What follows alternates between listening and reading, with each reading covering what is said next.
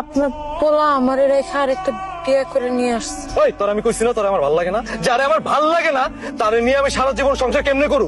আমার সামনে যা তা কথা কবি না তুই। আমি এত কথা শুনতে চাই না, আমি পারুলের লোকে সংসার করতে পারো না, ওরে আমার ভাল লাগে না, এই কালিরে আমার ভাল লাগে না।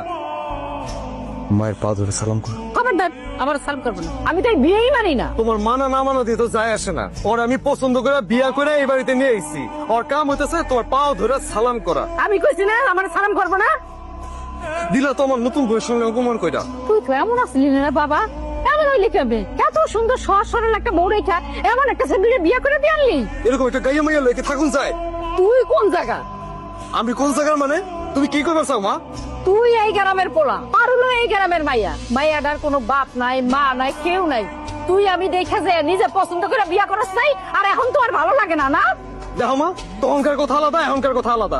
ওই সময় আমার ব্যবসা ছিল না, টাকা পয়সা ছিল না, এখন আমার টাকা পয়সা হয়েছে, আমার ব্যবসা হয়েছে, এখন আমার ওই কালিটার ভালো লাগে না, তাই আমার সুন্দর একটা বউ দরকার। আরে বাবা, টাকা পয়সা ওই এখানে লাশ সাহেব হয়ে গেছো, চোখ খুলে গেছে তোমার।